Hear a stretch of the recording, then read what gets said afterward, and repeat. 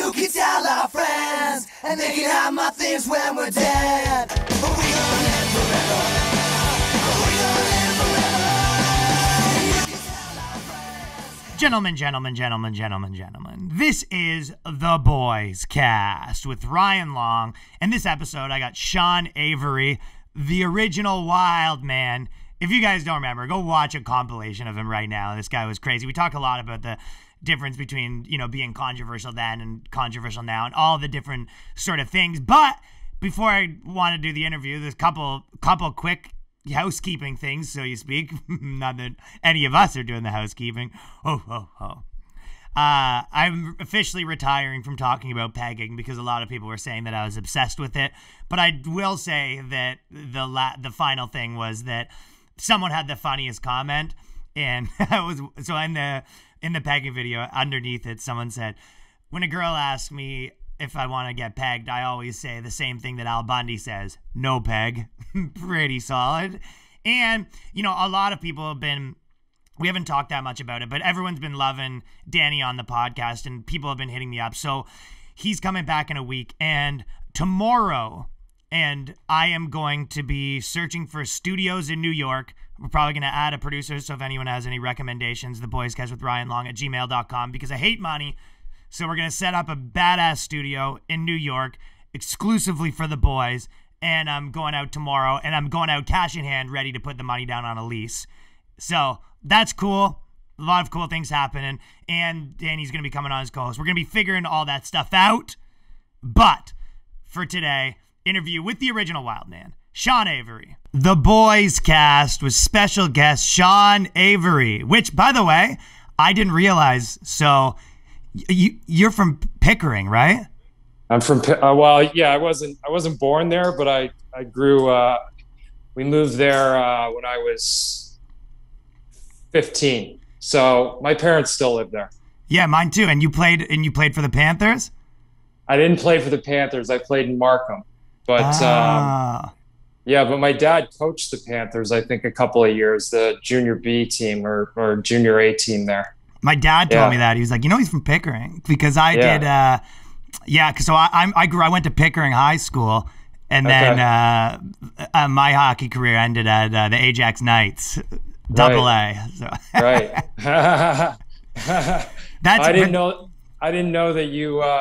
I didn't know you grew up there. You went to high school there the whole time? Yeah, I went to Lincoln Alexander, then I went to Pickering High School, and the Pickering Arena right beside the skate park, that was my stomping grounds for skateboarding and getting kicked out of the Pickering Town Center. Right. And then I moved to New York like a year and a half ago. But no, I was in Toronto my whole, life before that. Right. Oh wow, it's a small world. Yeah, I know. Not too many people have made it out of there. No, it is funny, the people that are still there, and you go back and you go, oh, you guys are still doing this, just at the one or two bars that are kicking around in Pickering and Ajax. Yep.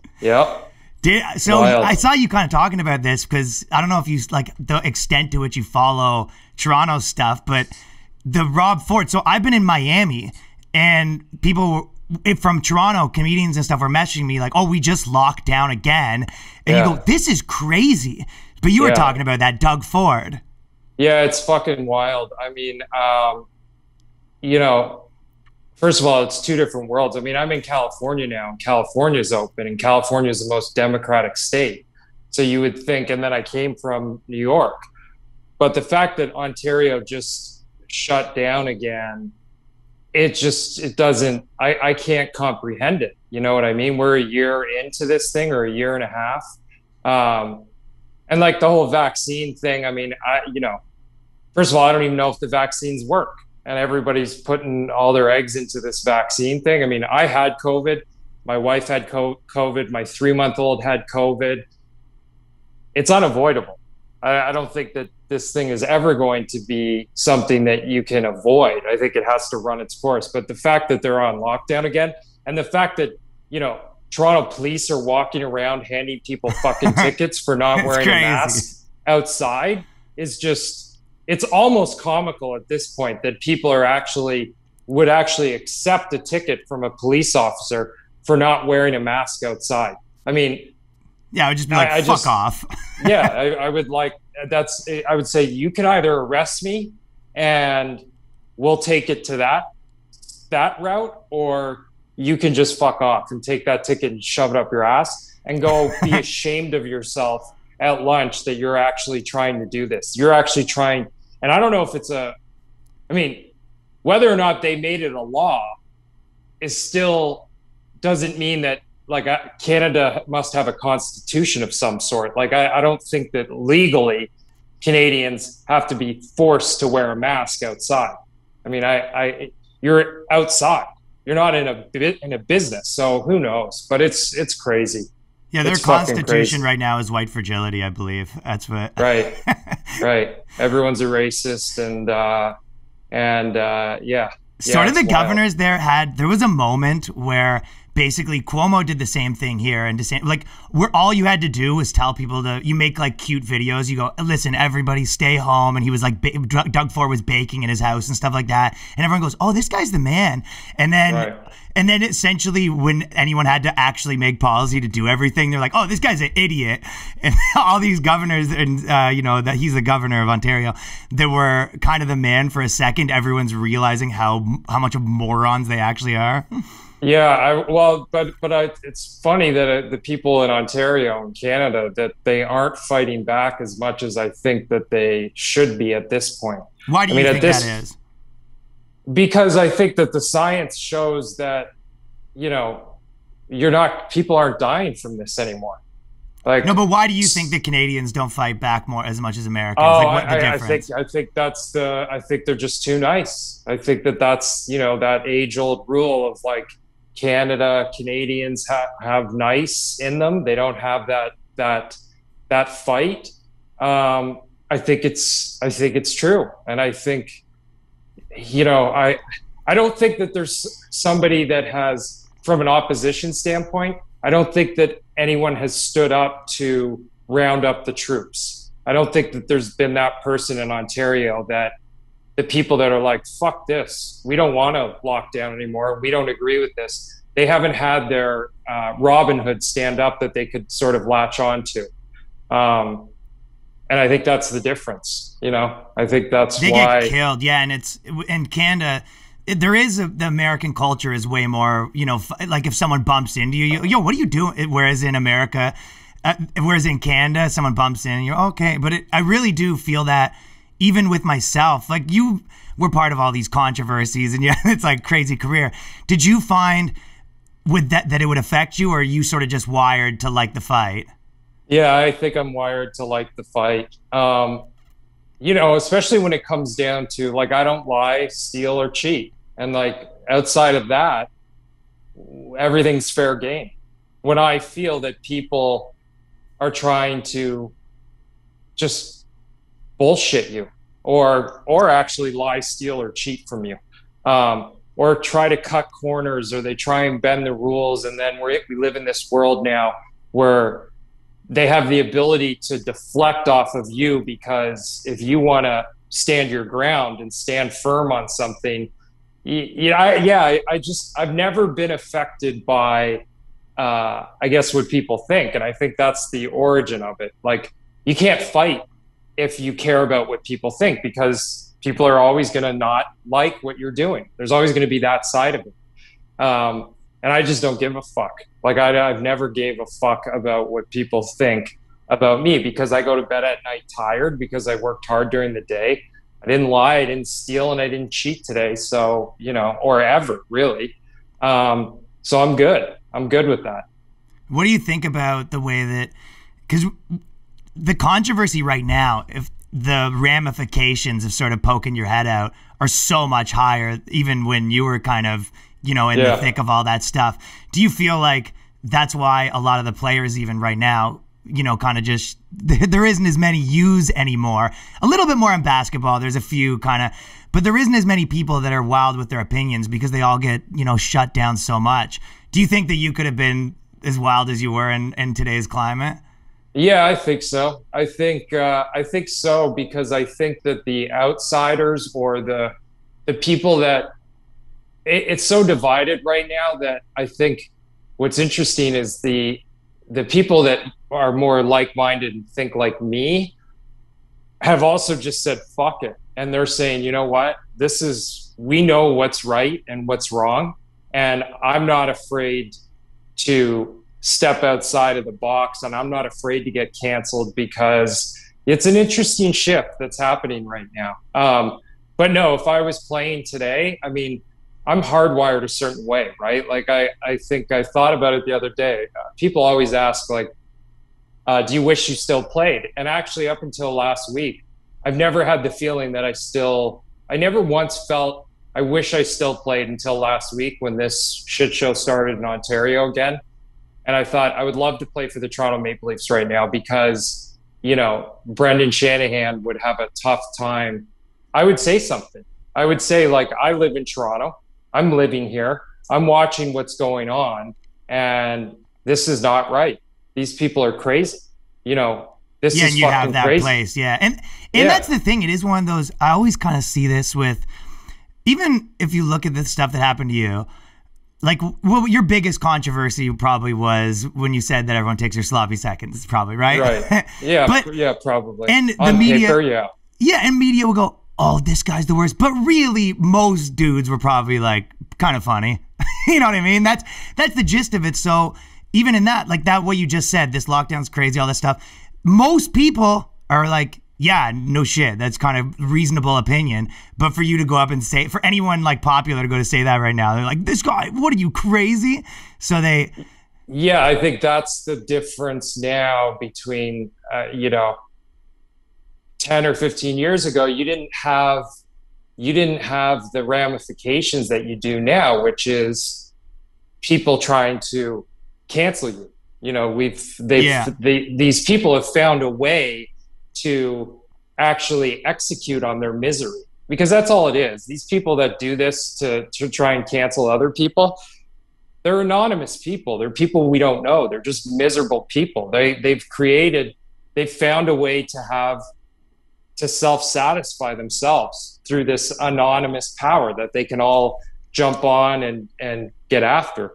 And it's funny, that's why I started my podcast, which was, I really just started it as a defense mechanism for when they came for me. Because I was like, okay, they're going to come for me at some point, and I want a long-form platform so that I can defend myself. Because Instagram and Twitter, you can't really, I want to build this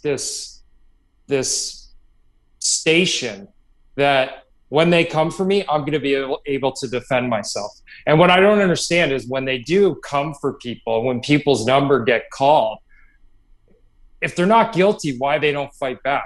And, we've seen a bunch of different situations where I start to wonder, like, are they guilty? Why didn't they fight back? It seems like they aren't guilty of anything, but they didn't fight back. And I don't understand it. They don't have it in them. I mean, I see that because I do, in comedy and all the sketches I do and stuff like that, I have so much people where you can see the tiniest little thing and they're just like, let me delete my Instagram. I'm sorry, what do I have to do to make this? It's kind of, what do I have to do to make this stop? And they go, if you apologize, you see, they try that and try this. I see people, they get in trouble for something that was an accident and they go, I'm so glad that everyone's mad at me. It made me, like, please give me my lashings. So that's a big part of it.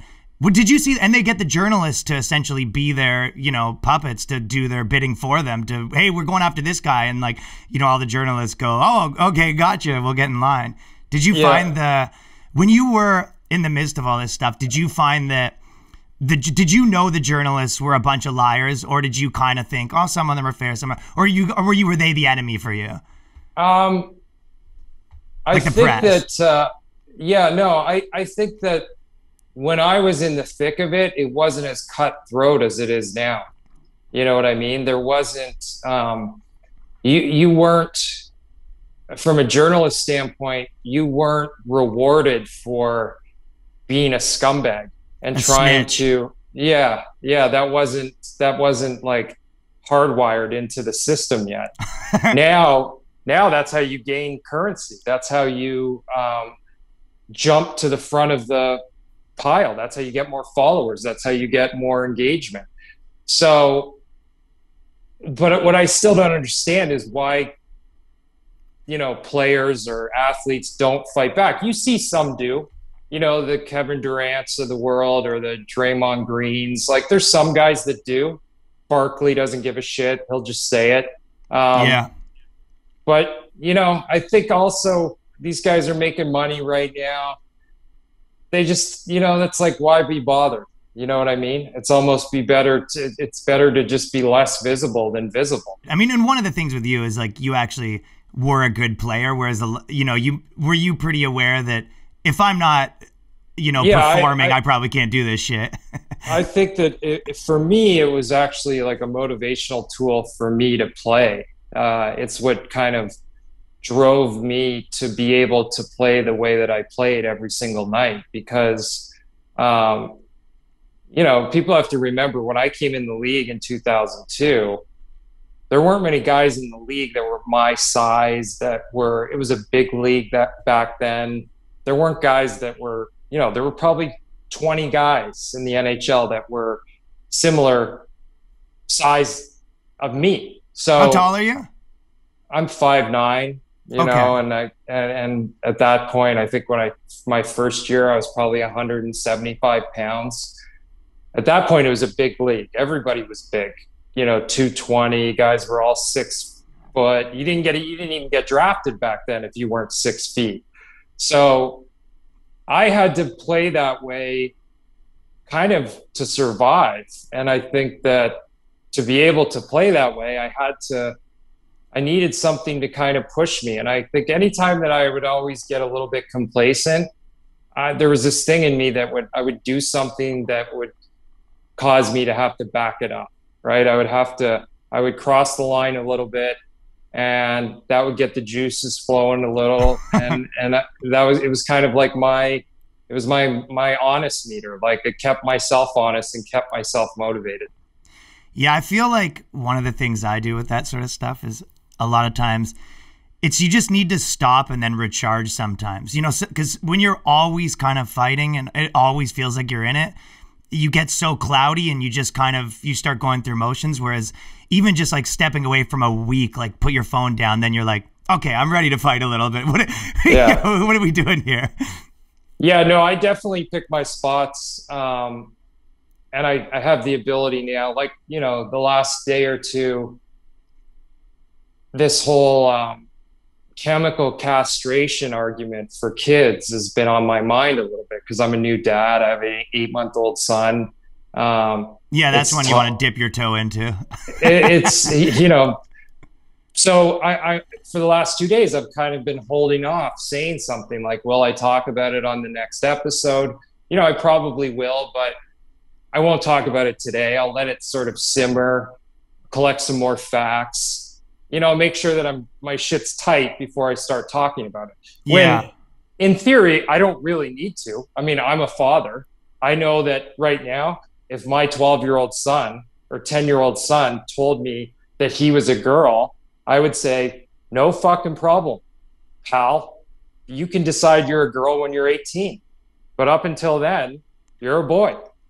And like, that's my God-given right as a parent. I don't have to appease all these fucking people that think that that's normal and that that's okay. I don't have to say, yeah, you know what? I would give my child drugs to essentially castrate themselves. Like, you know, we're in a fucking wild time right now in the world. It is really, I haven't been around that long, but there's a lot of shit coming ahead right now. Yeah, it's one of anyone who's been, in paying attention to public, discourse for 20 years, there's no denying this is different than any other period that, at least of the last modern history.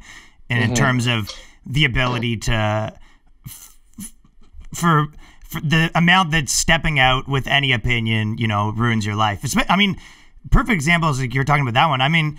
Remember, wasn't it 10 years ago you were kind of one of the people championing gay marriage and all that sort of stuff? Yeah, that's why like I've done so many things that have essentially made me bulletproof in theory. Like, yeah, I was the first professional athlete that actually endorsed same-sex marriage on a national level or on a state level. So you're never going to be able to come at me and call me like fucking homophobic or watch them. Yeah, you know, but that's where it ends, because yeah, I say to you, you're a fucking idiot. You don't even like, you can't even gain traction on that argument, because it's rooted in fact that I'm not like, I'm more pro gay than probably my boyfriend's gay. So a lot, right? Like early on, okay, before it was cool, before it was like, yeah, so, before it was in vogue, yeah. Right. So yeah, like I think, but I'm also smart enough to not, there's certain things that I don't understand enough about that I won't go near. So I'm not, I'm not stupid when it comes to certain things that I want to stand up for or talk out against. But yeah, that's a very good example of one where, they can't really come for me on that, because I was there. I was there doing it before anyone was fucking doing it. What percentage of the NHL is gay that doesn't say it, do you think? There's got to be some guys, there has to be. Yeah. There's mathematically, it's just not possible that they were enjoying the hazing a little too much. Or just, that haven't felt. There's got to be. I must have played with some guys that were gay. I mean, I had to have. I would be surprised if I didn't. It kind of feels like even those issues, because I always kind of say the trans stuff and issues like that, it's never so much about the issue. It's about, here's the 12 things you think, and then you go, well, what about this one? They go, no, these are the 12 things, right? So yeah. Whereas most people, and I think that the certain people just have a natural like questioning sort of, wait, what? No, I'm not on any of these teams. You tell me the information and I'll decide issue by issue. And yeah, maybe I agree with this part of it and not this part of it. And they go, no, we don't do it like that anymore. Here's your 12 things that you think, or you're kicked out of the club. Yeah, I mean, but also I think some things have to be, I never had the thought of like, okay, some things need to be rooted in science.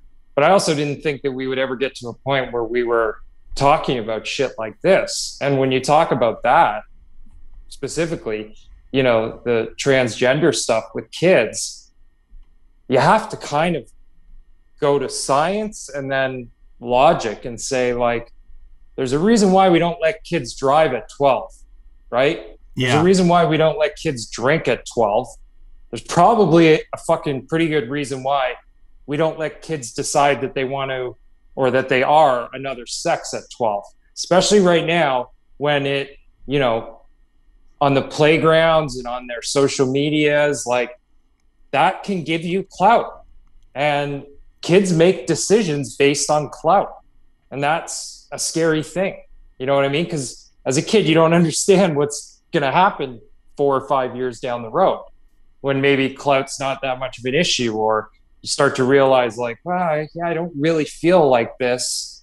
You know the difference between what you felt like at 12 and 18 versus 18 and 30. Me at 30 versus me at 18 are two totally different people. Me at 40 today, totally different fucking person.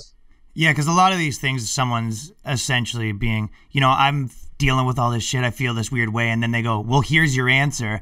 The only catch is that, you got, if it doesn't work, we castrate you. It's you're fucked. Yeah, you're totally fucked. This better work, essentially. Right. It's kind of like I was talking yesterday about this, but there's a lot of people in New York. Everyone's depressed, and it's almost like trendy, right? And someone's like, well, it just makes no sense why they're like it. And I'm like, it kind of makes perfect sense, because, the way you were saying before, there's currency. If everyone says, this makes you more interesting, you actually get points for this, it's actually logical to do those things. I mean, there is... Yeah, I use it more even on a political level. Like, I think people are Democrats because being a Democrat is cool on social media. Yeah, and where they're born is what they're around telling. Yeah, right. Yeah, right. So yeah, I think social media has changed the way that people find their truth.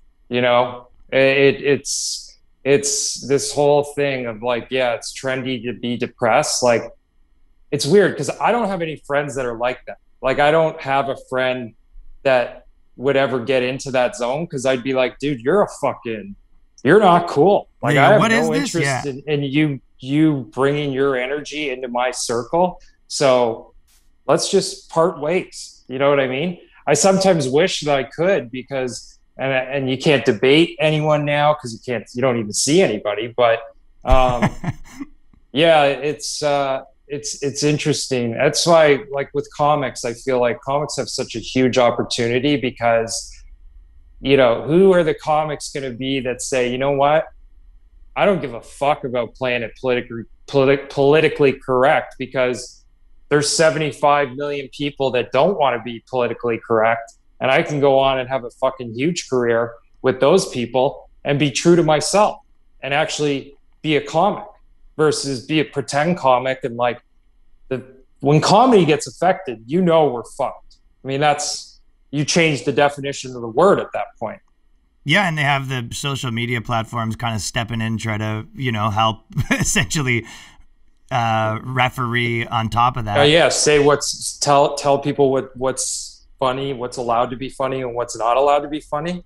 That's fucking wild. There's also, I mean, if you look at it, like comedy's not sports, but it's the closest art form to sports in that when we're talking about there was an objective truth of how good you were and how much you score. And back when penalty minutes was kind of a stat that was actually positive. It was kind of funny actually back in the day. They go, oh, this guy had this many penalty minutes. Like that was a positive stat kind of, right? It shows. Yeah. But if in comedy if there was a league, which is Hollywood or whatever, and they kick everyone that is saying anything interesting or anyone that's performing well out, all you do is you would turn the NHL into, a junior hockey league, right?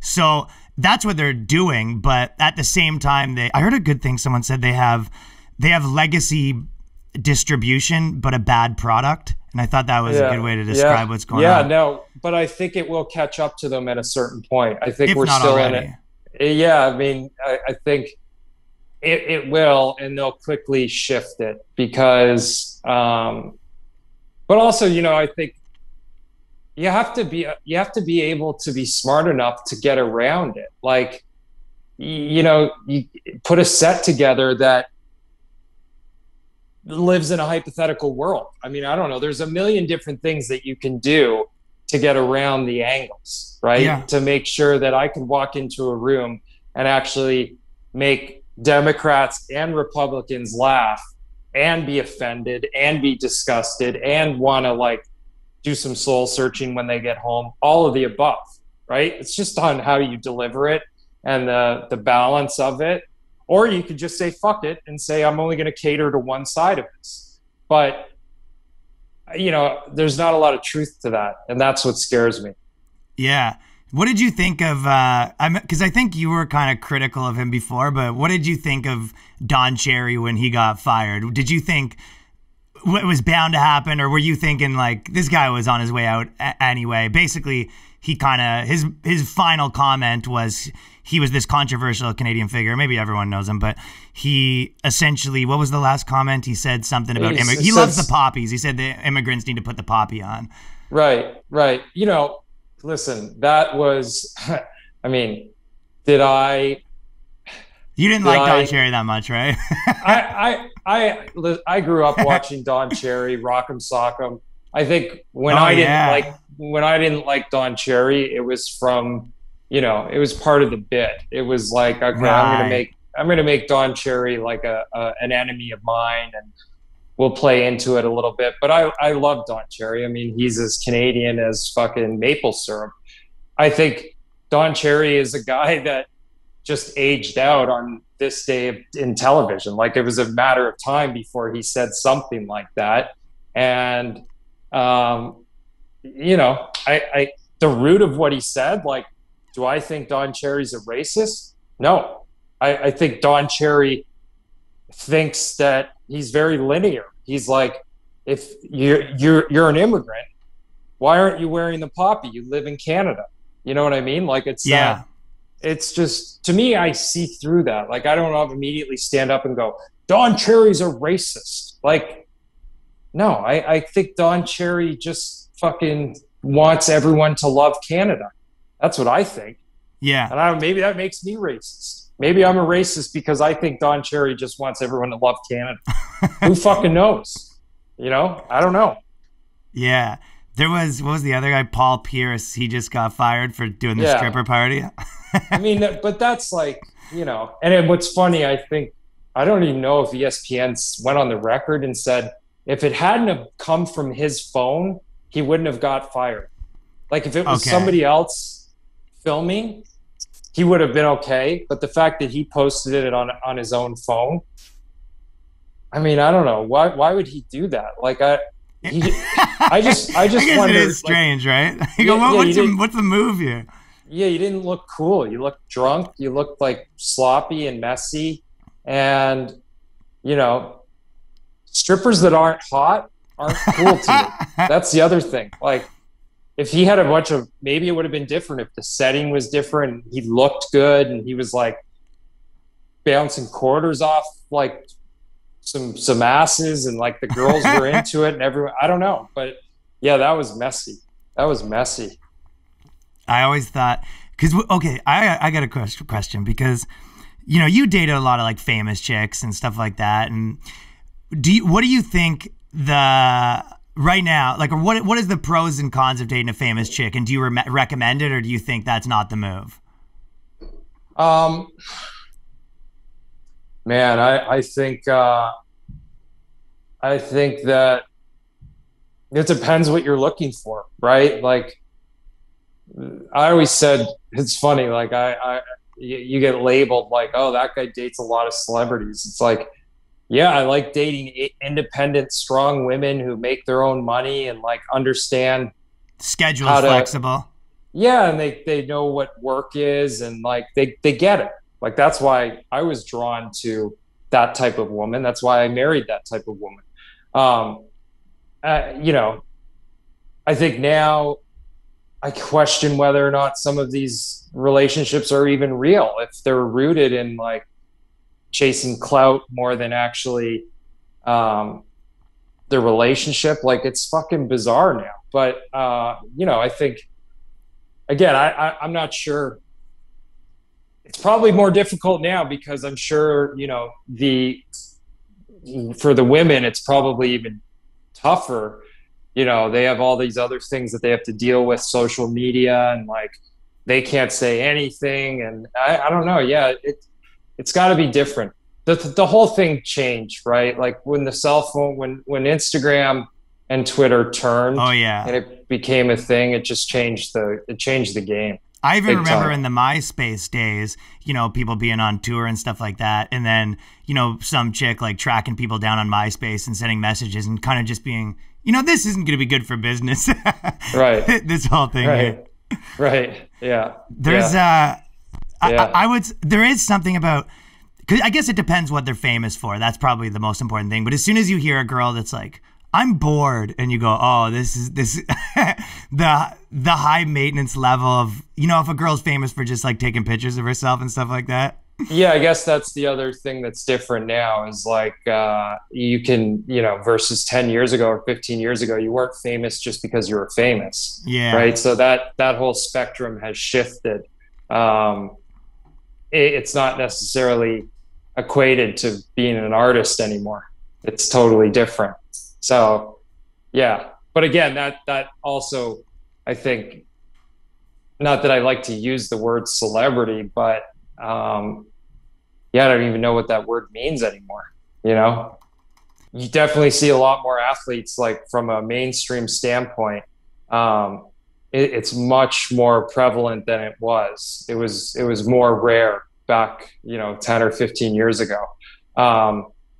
Again, I think it's somehow linked to exposure and like Instagram, right? And you know, an actor or an actress can say like, well, he's just as famous as me, right? Because he's got the same amount of followers, or you can look at it, yeah. Yeah, you can. There's some sort of a balance there, whereas maybe, years ago, it would have been a little bit snobbery, like, well, he's an athlete, you know what I mean? Like, I don't know. It's Right, all but based on that Instagram depends on now. their age, probably too. I think if you're, Right. I think if you're a little younger, you'd be like, "Oh, sick! It's an athlete, or this guy's in this band, or whatever." And I think Yeah. if the girl's like 20, you go, I think that that's going to be a pain in the ass. Yeah. Yeah. So I retired think, athletes, you're saying top if they're I think it's totally changed, man. Like, also, I think, dating apps and all that shit, which wasn't around. I think that's changed the game too. But yeah, I think it's still, when I look at it, it's like you have way more opportunities. You know what I mean? Like, if you are, let's say you're an athlete or a musician and you want to try and milk the system or like get into the oh, it's system. too easy now. Yeah, it's definitely easier than it was, for sure. Which is bad too, because probably you see a lot of people go down that path where they're just all in on that shit. Yeah, yeah, but I think they'll get exposed eventually. I don't think that's only a matter of time. What do you think about? Because this is predominantly an athlete thing, and I know you've had this pretty big career. You've done all this stuff after sports, but a lot of these careers where it's kind of over and you're still fairly young, I feel like I've seen a lot of people where that gets dark. Have you found that where it's, especially, I mean, you probably have cash. But there's some people where, especially in like football, you'll see people, they're like 29 or something. They didn't really save that much money. They were this, the most famous guy or whatever. Then it's kind of over. Feel like it can be like a dark place. Have you seen that with any people that you know? No, I mean, you see it all the time. I mean, I just see it today. This football player who's 32 killed 5 people yesterday. Really? I didn't see that. Yeah, he killed 2 kids, and like he's a dad. Listen, it's something that it's definitely not easy, right? Like, I was lucky enough that I made a decision that I wanted to do something different, and that kind of drives me. But you still have some days where it's like it gets a little, there's tough days, it's not, and I have a lot of shit going on. So for the guys that don't, it's not easy, man. It's not easy. You get a lot handed to you. It's the same as a soldier, a lot of similarities, not the same, but a lot of similarities. Yeah, I think so too. That's a good analogy. This full career, and then all of a sudden you're a certain age and like, that's all you do. It's done and you don't know what to do, and that gets dark. Yeah. I try not to think about it. I try and just keep it moving. I think that's the secret. You got to just keep it moving. You can't stay stagnant for too long. It'll get too dangerous. Yeah. And a lot of times it takes, 4 or 5 years to get really good at something. And so what about in that meantime, what was your favorite thing that you did since, like, cause you were doing the modeling industry, a bunch of restaurants, you did a whole bunch of stuff. And then you've got new podcast, was killing it. Yeah. I think like now, I think if I met a stranger on the street and they asked me what I did, I'd say I'm an entertainer. I guess I'm an actor. I mean, I'm a working actor. I just finished a David O. Russell movie. I just did a new series for guest starred on a new AMC series. Like, oh yeah. But it took me 5 years to get to the point where I could even audition, like that I even knew how to audition. Like, I spent 5 years in New York in every acting class and industry night, and like that's all I did, right? But did you focus on it the way you focused on hockey, where you go, okay, I'm taking this fucking seriously? Absolutely, yeah, absolutely. It was the only thing I did. It was the only thing that and that didn't make it easier. That made it probably survivable. But Yeah, I mean, I think that that's, when I wake up now, I dream about being on set on a consistent basis. Um, that's kind of like where the future's going for sure. But yeah, if I hadn't had that, it would have been dangerous. And I did a bunch of stuff before that just to kind of, I think, like I said, keep it moving. And then I found finally the thing that That you wanted. that I knew that I wanted to sink into. But I kept it moving, right? And I tried different things. And you don't fail at anything. Like, you can never fail trying to do something. You just can't. As long as you try and you fucking put everything you got into it, you can't fail. But I think now we live in a world where, like, again, failure is almost celebrated. People like to celebrate other people's failures. They're playing the wrong game. I mean, even when the way that you described it, with you go, in my friend group, if someone came at us with that stuff, we go, I mean, yeah, that's bad, fix that. Or, I mean, or go and don't fix it. Because what if you're playing the game where it's, oh, who can be the most, depressed and be the biggest wreck or whatever? It's kind of there. Yeah, fuck. I like I said, some days I feel like I wish I had some friends like that so I could just take out some of my anger on them. Oh, But yeah, I guess it's probably better that I don't. when you started doing the acting, now this is a very important question, but did you have to work to get rid of the Canadian accent? Because you got sort of a thick one. Yeah. So do you do Big time. what's the accent you do when you're in the? I mean, Like, there's words that hit, like I say sorry now. yeah, you go hard on that. Yeah. Instead of sorry. Like I have to physically change the way that the word comes out of my mouth to say sorry.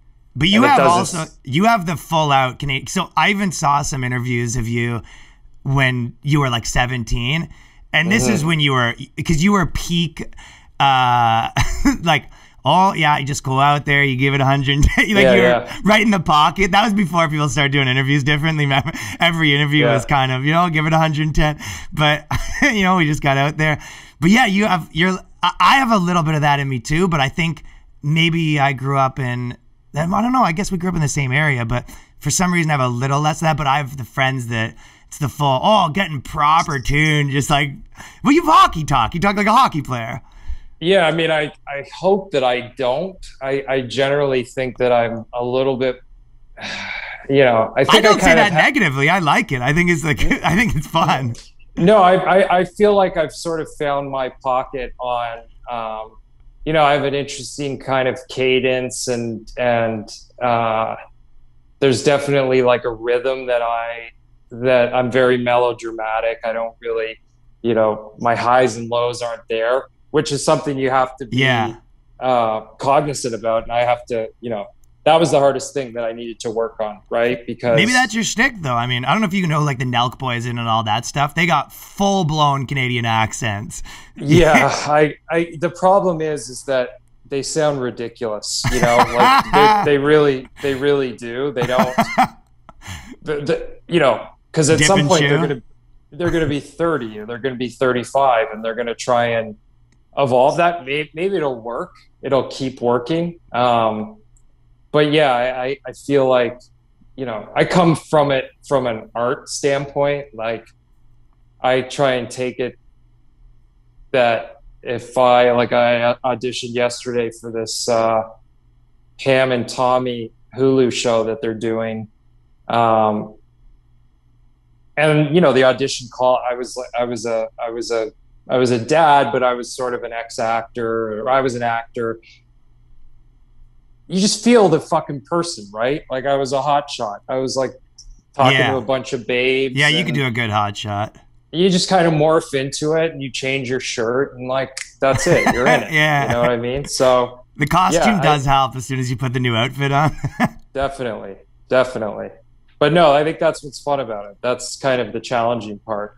That, I will I ever get to the point that I'm Christian Bale, where I can go from being like Cockney British to fucking Southern California American? Probably not. I I think that's something that a few are born with and have the ability to do. Yeah, I agree. And I find it very remarkable that they can do it. Like it's like being a singer. It's very specific. Yeah, I get pretty jealous of those people because I'm actually seriously bad at accents. And there was a phase where I got really serious about trying to fix that. You know, I'd be in the car and I would just do over and over, try to learn these accents. And I would see someone after like a month or 2 months and do it. And they'd be like, I think it got worse. So Right. like I was that terrible at the game that I just be like, okay, I'm not an accent guy. I'm just not wired that way. The same way I'm not going to be in the NBA. Yeah. No, I agree. That's what do you funny. think the biggest thing that, because I feel like there's, you know, 2 or 3 things that I've done that I do them all the same. And what my question is what do you think that you kind of learned playing sports and stuff like that the rest of your life, everything that else you get good at, you go, I do it the way that I did that? Fuck, I feel like everything, you know? I feel like the parallels between that are, you know, like I don't like to waste time, right? I like to keep everything effective. Like if I'm going to relax, then I'm really going to relax. I'm not going to kind of do it in between. Yeah. I think that's sort of something that you definitely pull from the sports world because you're so schedule driven and I think that's important. Like I think that, you know, I still get up at the same time every day, and the first thing I do is go and do my workout, and then my brain's clear and I can go on with the day. Very routine oriented. Like if I don't have a routine, I'm dangerous. Like I'll probably end up in jail, right? So I think that's sort of a blessing in disguise, that I got that because it's just what works. It's what feels comfortable. Do you think that's the biggest key that a lot of people mess up is they just try to do it all at once? It's like you need to be more regimented. Yeah. I think you have to kind of you just got to prioritize and you know, keep it simple but effective, and you know, there's only so much you can do, right? You can only do so much, but it's good for the mind too, I think. I get so driven nuts because I'm doing this movie with Danny, and I see this with my buddy, and there's so many people that are like this where he'll be like, okay, let's meet up, but he only has 3 hours that day, so he'll kind of, you know, it takes an hour to get there, an hour to do this, and then you kind of leave, and you end up doing 7 hours to do 4 hours of work, and then he does that the next day, and I was like, just split these 2 things up, like right. Put your things all in one day. It just drives me nuts. I'm like, the amount of everything you do, you're wasting 2 extra hours because of the way you like block your life out. And I find that there's so many people in my life. I was just like, give me your life for a week. I will shed 9 hours. Right. Yeah, no, that's yeah. It's funny. I just got a motorcycle because I'm in California, and part of the reason is so that I can just be more time efficient once the traffic comes back. That's a huge move because I always think you go, oh, if I get a motorcycle, that's how I die. But the efficiency standpoint, I didn't even think of that. Yeah, I didn't get it to drive like fast and be cool. I just got it so that I don't have to fucking deal with the shit, you know? Right. So you moved to LA because of acting? Yeah. And to get out of New York. Was this pre-pandemic you moved or during? During, but it was planned pre-pandemic. Okay. So it was kind of in the cards. And then I think the pandemic even actually jump-started it a little bit. So do you think that is New York dead, or is in New York about to have a big comeback? No. You're very bearish on New York. 15 years it'll take. 10, 15. It won't be as quick as 9/11, I'll tell you that. No. And you think, but LA you think is good? Well, LA is 85 degrees. I mean, it's like whatever. You know what I mean? How bad could it be? You know, you can be outside. You can do it. You know, New York, you can't do that. You can't. You don't have your own space. There's no communal. There, it's all communal space, right? And when the rules are like they are, it's totally different. I mean, it's going to be.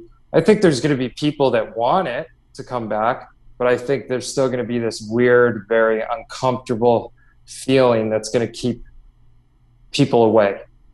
Yeah. Do you think the governors here messed it up? Oh yeah. Well, the mayor. I mean, all of them. Dude.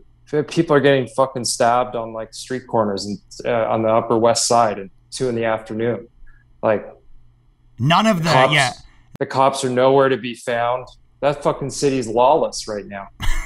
That's why I left. It is. I would kill somebody. I would end up in jail. The road rage videos, those are.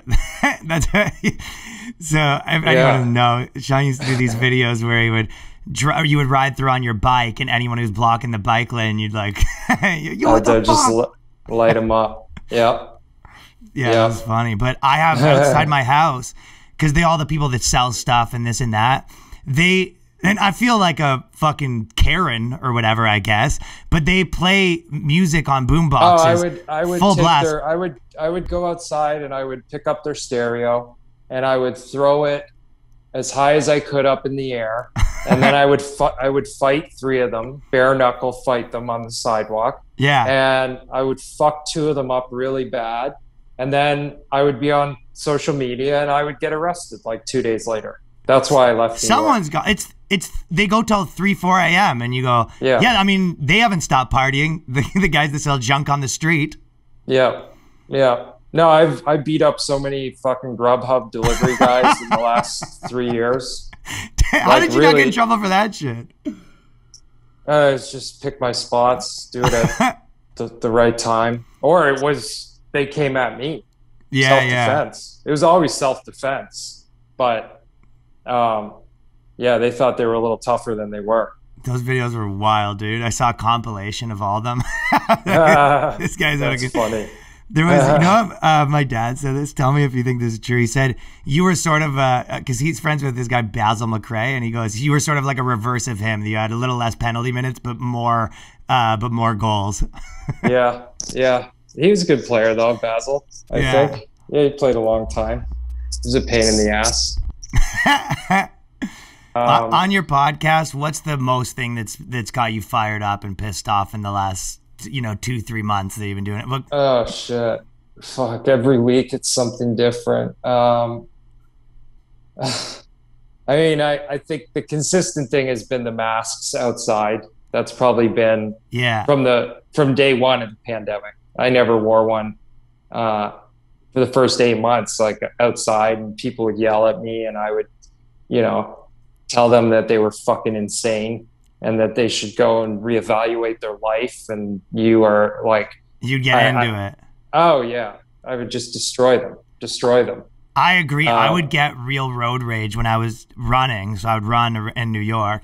And when people came up to me and they go, put the mask on, I got visible, like, fuck you, I got actual like road rage on the running trail from someone telling me put a mask on while I'm running. I go, you stay home. That was one of the ones that does. Yeah, I get fired up on that too. Yeah, I mean, I ran the same route, or that was another one, route, I'd have to say. I got it so bad, dude. I get killed on all my videos. Everyone's like, this guy's so Canadian. Well, that's like a word choice. Like we say route, right? Americans say route. I mean, I can say route. Like, I had the same running route. You can switch by just changing it. You just change the word. But I say like a ton, but I don't even do it. I kind of, where I grew up was sort of almost urban, but it even seeped into that where people will go, oh, you're doing that, eh? Like it's not even so Canadian. It's just part of the vernacular, even if you don't, have talk like that. Yeah, I would, I definitely don't think I said A on this while we did our interview, but I could be wrong. No, you're not too bad. But no, the mask thing is the thing that still gets me. I just look at them and like I laugh. I laugh at them. This is they know what I'm laughing at. I'm like, now I point at them and go, haha. That's what you have to do. You got to flip it, right? Yeah, totally. They're fucking crazy. These people are crazy. They're totally fucking crazy. They're out of their minds. Yeah, that's Fucking double masks, walking around with 2 masks on. I mean, give me a break. Anyone that wears 2 masks should just reevaluate like everything, you know? And they're outside. Like, it's just fucking wild. Yeah, take a step back and be like, what are we doing here? Yep. Yep. Or just stay the fuck inside if you're that worried. I think that's the, you know, to go back to the polarization, all that stuff. On top, it's one thing if you were just, you know what, I'm some old lady, I'm kind of safe, and, you know, I'm crazy. It's the opposite where they're go, can you believe these guys aren't doing it? Is on top of that, they think you're crazy, and you go, if you want to be a psychopath like that, fine, but you don't get to, like before the pandemic hit, you didn't see the, you know, the ladies walking around with the face shield, then looking at you like, look at this idiot. It's like, no, you're the crazy one. Yeah. Well, especially because it's not rooted in any science. Like, there's still no proven fact that you can get, I mean, it's actually proven that I think you can. Like, you get it from being inside in close contact with people. The way that you fight COVID is by being outside in the sun. That's a fucking that's fact. For sure, yeah, with vitamin D and everything like that. It's like, you were wearing 2 masks. You look like a fucking crazy person. And I just laugh at them, and I point at their masks and go, fucking nuts. And then I just keep running. So it gets, you know. John Avery just accosted me in the park. Well, that's what they were. Have you ever had that when you were doing one of those like road rage or anything where people go, are you John Avery? I think you could always see a moment where they realized it was me, where they were trying to act tough. And then the guy was like, oh, fuck, I just realized who this was. And I'm like, yeah, bro, like, what do you want to do? Do you want to fucking put your work belt down and we'll fight in the middle of the street? Gloves? Yeah, I'm cool with that. And then he realizes it's me, and he's like, oh, you know, he tries to find a way out of it, because I'm like, I wish men could settle their problems that way. I wish we could just fight. But not now. Thank you for coming on the Boys Cast. And the podcast is No Gruffs Given, which you changed it from No Fucks Given, right? Yeah, you couldn't search it, so yeah, I had to.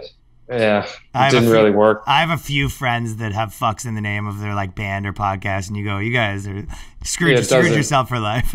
Yeah, it's just you can't search it. So I was like, okay, we'll make a quick shift here. Yeah. Oh yeah, check it out, dude. Yeah, man. Thanks. Yeah, thanks so much for coming on, man. I really appreciate it. This has been the Boys Cast. Bit of a different episode, but it's kind of cool to hear what, you know, athletes and actors and people like that think of all this shit too. And they reached out. I'm like, fuck yeah, that guy was wild. I thought he's a very cool guy. So if you do want, me and Danny are doing an episode on the Patreon this week, patreon.com/theboyscast. New studio coming soon. All right, peace.